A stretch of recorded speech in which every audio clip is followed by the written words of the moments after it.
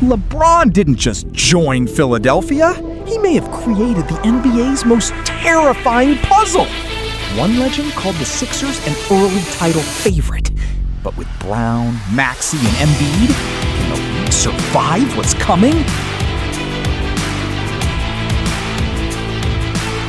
What was your initial thought of him landing in Philadelphia? Brilliant move. I mean, he's got arguably the young best point guard in the game. I think he averaged, 30 points a game this year. Brown is like, the king on the chessboard. He has all the right pieces to make the right moves. We all know he's a great one of the greatest basketball minds to play the game. If you give him these type of pieces to play with, I'm an early bet with them being the favorites to win. In my book, I'm not a bettor, but if I was to bet, I would bet the Sixers early. Like I said, he has Embiid. All those guys, nobody has to play 82 games. They can all spread it out. You got the combination of the hunger, combination of wanting to prove something. A lot of people talk bad about, obviously the JBs, Bron, Embiid. You got a nice combination of guys that have a lot of fuel in the fire left to prove something this year. And again, in the playoffs, if they get to the playoffs healthy, with Brown on the court, the player he is, obviously we all know who he is. He has Tyrese Maxey as a weapon. He has JB. He doesn't have to play any defense. He can talk the entire backside on the defensive side of the ball, put guys in the right spot, and then again in fourth quarter control and manipulate and outsmart whoever's the opposite best player on their team. And he doesn't have to do it physically so much with his mind because he has better weapons around him now, younger athletic guys that can do a lot of and play multiple positions. And then again, if Embiid gets to the playoffs with LeBron, if he listens to LeBron and follows his lead, how he's a pro, and like I said, they get all the juju out of that organization and everything. Good karma happens for those guys. They got a great chance to get it done. Honestly, I feel like there's an echo in here. I feel like there's an echo. Though we said the exact same thing. I'm like, let's strip it all away. I said that Jaylen Brown was the final piece of the puzzle. Like, he might have taken his time. He might have done it, but he was like, I can get a top 5 wing right here that's a two-way player. I got that point guard. Top 5 point guard. Don't say top 5 point guard. I said that point guard. I said that point guard, right? Okay. Wherever you want, and I'm being respectful. You put him wherever you want. You got that. And for me, it's like LeBron does a great job as well as anybody, like you said, of the puzzle pieces. But I'm like, Jaylen Brown was the final puzzle piece, right? If they would have added Bron to Paul George, he wasn't doing that. Bron wasn't going to go do that. Thank you. So Jaylen Brown, he's like, wait, y'all got Jaylen Brown. And we ain't talking about Anfernee Simons. We ain't talking about VJ Edgecombe. We ain't even talk about those scoring machines and athletic. Like, VJ, listen, you ain't got to shoot no more shots. When I drive, you cut back door. A pissed off Jaylen Brown. Like, you know what I mean? Like, the disrespect he's had throughout the summer, him, when you get players in that type of mode or they're coming off a season like that he's had, and he got so much to prove, and come on, man, it's going to be scary for the league. I don't know. I'm with you. Other teams that they don't fit. I mean, like I said, no disrespect to anybody, but obviously Golden State, they're too old. LeBron would have had to play too much. It would have been too much on his plate. To me, Miami doesn't have enough shooting at all, so they won't be difficult to kind of get with in the playoffs. And then who was the other team? I guess Cleveland maybe so, but no, I don't see that. That's not a good fit. Him, James, and Donovan, no, that's not a good fit.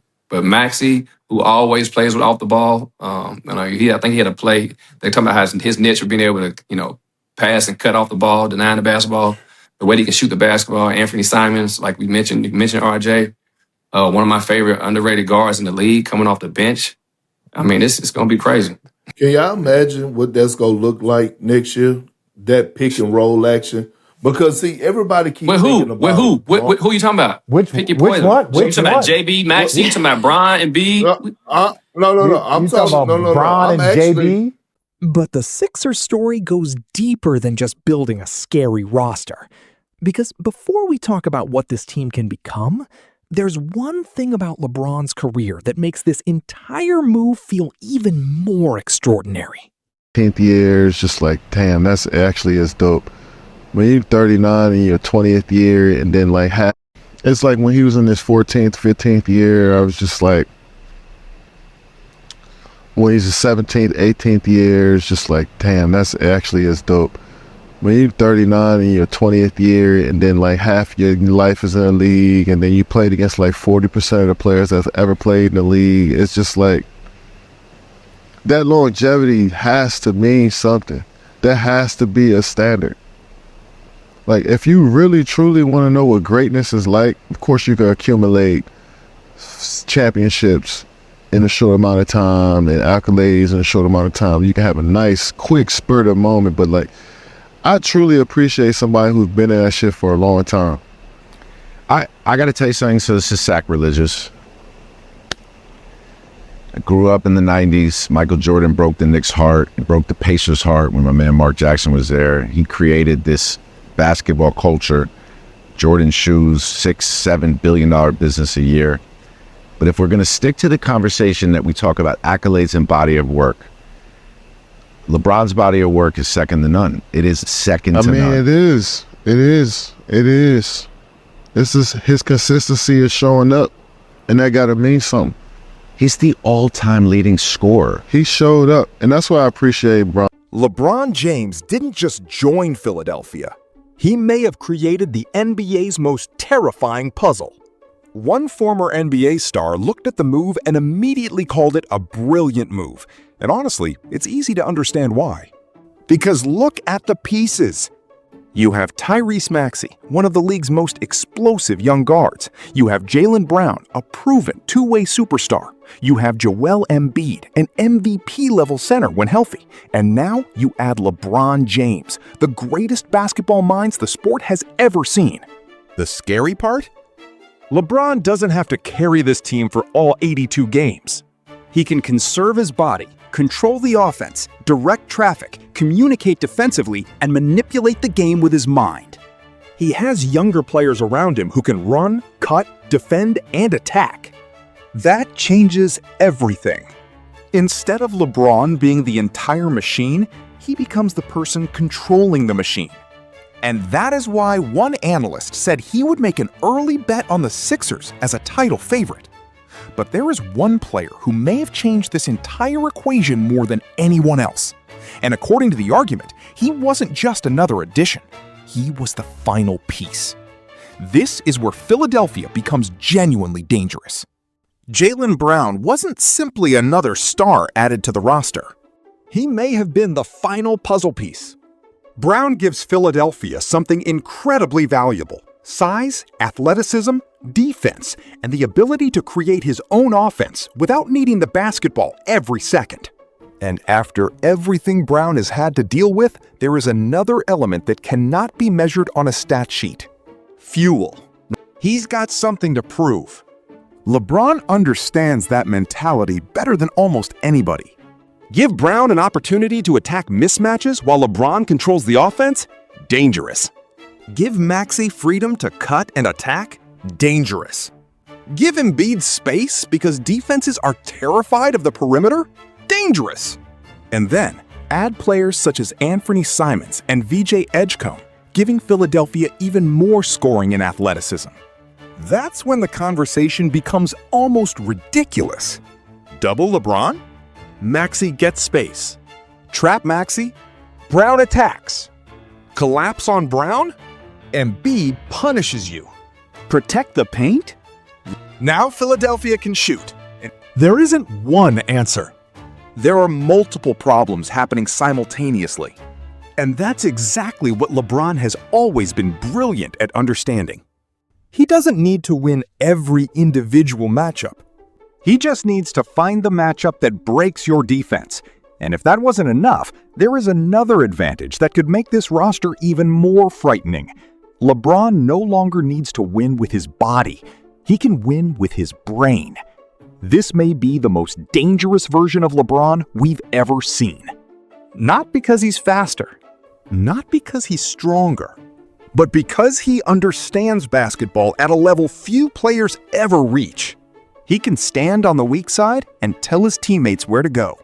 He can read the defense. He can identify the opponent's best player. He can manipulate the fourth quarter without having to dominate every possession physically. Imagine the possibilities. LeBron and Embiid in pick-and-roll action. LeBron and Brown attacking mismatches. Maxey operating off the ball. Brown cutting. Simon spacing the floor. Edgecombe running in transition. And suddenly, opposing coaches are staring at the bench thinking, which one do we stop? That's the nightmare, because there may not be a correct answer.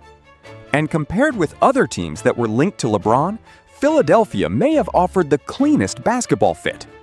Golden State would have placed too much physical responsibility on an aging LeBron. Miami didn't have enough shooting. Cleveland had potential questions about how the pieces would fit alongside its existing stars. Philadelphia? It gives LeBron weapons. Young legs. Size. Scoring. Defense. And most importantly, options. But there's one enormous condition. Health. Because talent can create a contender, but only health can turn a terrifying roster into a championship team. And that brings us to the most extraordinary part of this entire story, LeBron's longevity. Think about what LeBron James has actually done. He entered the NBA in 2003. Now we're talking about his 23rd NBA season. At an age when most players have been retired for years, LeBron is still preparing for another championship chase. He is the NBA's all-time leading scorer with more than 43,000 career points. He has won 4 championships, 4 MVP awards, 4 Finals MVPs. He has made 22 All-Star teams, and he has played through multiple generations of NBA basketball. That's why his Philadelphia decision means more than just another free agency move. It's legacy. It's longevity.